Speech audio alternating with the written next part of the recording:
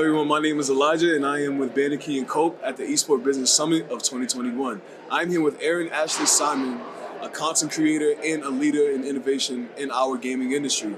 Hello, Erin. Hi, how are you? I'm doing well. So, Erin, I have really great questions for you. I'm from Harlem. Okay. So, watching you rise to, stardom into where you are today is not only influential for me as a black man, but influential for me as a teacher, as I am teaching students, and I'm always trying to figure out ways to find new motives. And you actually are one of those figures we talk about often.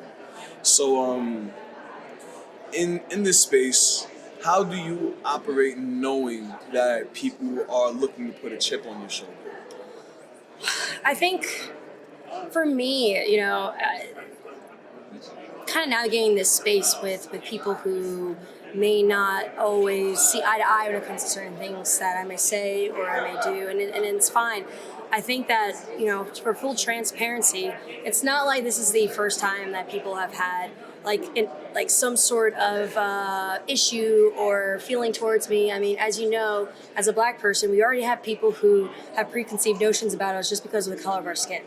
And so for me, I've really just taken that in where it's like, regardless of what I do, I can literally do all the right things. There are still people in this world who are not going to like me or like what I do or appreciate what I do just because of how I was born and what I am right now. And so I think that is part of the thing that drives me. And then another thing too, if we look at historically, just a lot of the major changes have come from very vocal individuals with small steps that have led to progressive change. Like yourself. Thank you. At least I'm trying. I'm trying to get there more and more and more. But I think that it takes time, and it's a very uncomfortable phase for everyone, not just for myself but everyone else. But uncomfortability will lead to that progressive change. And so I think I got to a point where I was very much doing everything the right way, working hard, not trying to ruffle any feathers. And still received a lot of blowback and issues. And I said, you know what? If I'm going to receive it, then I'm going to use my platform energy for good and things that can help to change other people's lives, and not be afraid to do so. Because like I always tell people, it's like the same stuff you deal on the internet, you deal with it in life. And I look up to like so many very powerful black and Latin women. Like, look, I'm the Williams sisters, right? Venus and Serena, like, tennis didn't want them, but they're doing the best and being the best and utilizing their platform to create opportunities for others behind them. And there's power when you create opportunities for other people versus just for yourself. Like, it is our responsibility, especially those in the industry, to open the doors for those who come after us and make the path easier, because our parents did it, our family did it. Like, generations and generations have progressed to that point. So they got us to this point. Now it's our duty and it's our job, and it's my responsibility as someone in this industry to do the same for those who are coming up in this industry as kids and youth in general. So you are one of the first black founders of an esports organization within our industry, and I think that was really big for me in particular, and I'm sure other individuals. So with XSET, what is your main mission? I just spoke to Greg, so I know that he is literally trying to not balance the playing field, but set the standard. Yeah.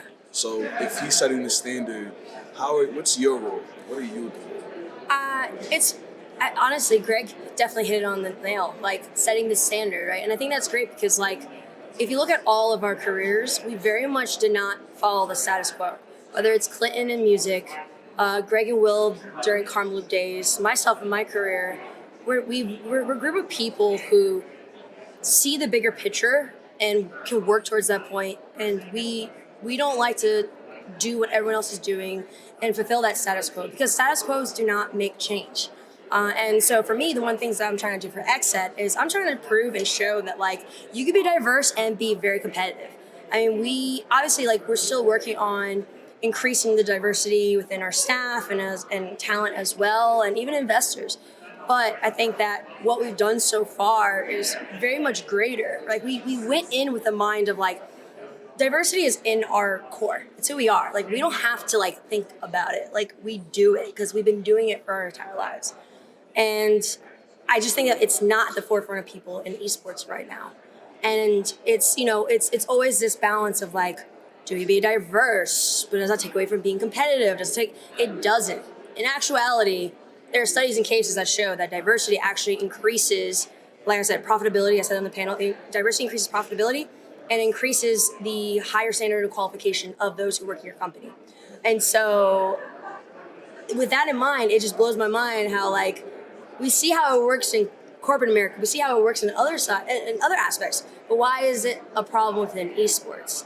And also like having people understand from a cultural perspective too, that esports does not cater or create opportunities. I'll be honest, it doesn't create opportunities for Black and Latino youth. It doesn't. They remove that community, even though those two communities are the biggest percentage of gamers. And also from a financial perspective, they spend the most money. And so when we're looking at that, it's like, why is it that like we started gaming in arcades? Gaming started with consoles. It started with more accessible avenues. But we just raised it higher to have a $1,000 plus PC, high-end internet, and in the US, our internet is not good. Then, data caps and paying for extra, like we have to remember, like, it's expensive to be in this industry. And so what we are trying to do, and what I'm really trying to do in XSET is set the standard of, hey, yes, in some level, in some capacity, like if you create the opportunities for everyone, it can be a level playing field, but it's not. Right now, some people have higher steps than others. Some people have family who can buy PCs early when they're like 10 years old. I didn't get a PC. I didn't do PC gaming until I was 25. I remember saving my own money to build my Yeah. first computer. So. But it's just having people understand that no one's saying that like, hey, if you give everyone the same opportunity, yes, in hindsight, yes, it can be a level playing field.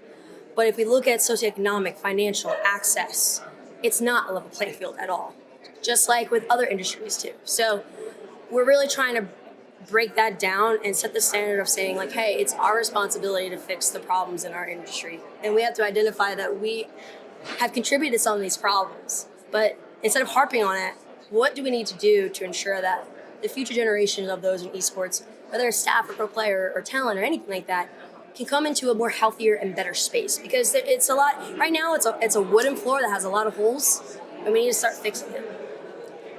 Right on the spot. That just did it for me. Last question. Yes. As a former Division I athlete, would you call yourself a sweaty gamer? What for the next Erin Ashely Simon? What do you have to say to her? Yeah. What did she do that you didn't do or didn't think of doing? I'm very competitive, but in a healthy way.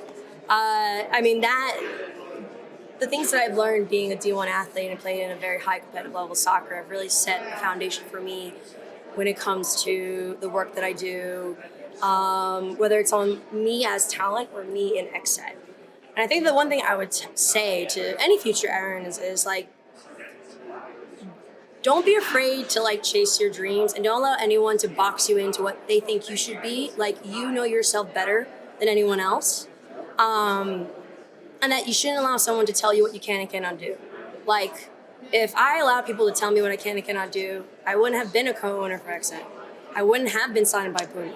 Like, I've literally have redefined every aspect of what it is to be a talent, and even just on the business side in this space. And even to this day, I don't even allow people to confine me. Anytime anyone's like, so, like, Erin, how do you describe what you do? I'm like, I'm Erin, and I just do dope things. That is all I'm gonna, like, because I'm not gonna have someone pinpoint me into one space or one thing, because I have always thrived on being someone who's very multifaceted. Even as a kid, I was very multifaceted. I played video games, I played soccer, I did art, I played instruments. Like, I've never been someone who just made it so like someone just pits me into one thing. And my parents never allowed me. They're like, whatever your passions are, your interests are, go for it and try different things. So I think that has helped me to have a little more of a universal perspective when it comes to this industry. But then it also has really helped to set the standard for who I am as an adult and how I am in business and how I am just in overall esports. So yeah, don't let anyone come put you in a box, because you were not born to be in a box. You were born to be free, and you're born to be yourself. And anyone does, it's because they put you in a box because they themselves put their own projection of how they feel of themselves and how they put themselves in a box, and that expectations they put on everyone else. Don't allow them to do that. Thank you, Erin. You're welcome. Thank you guys, and rep the set. Yeah.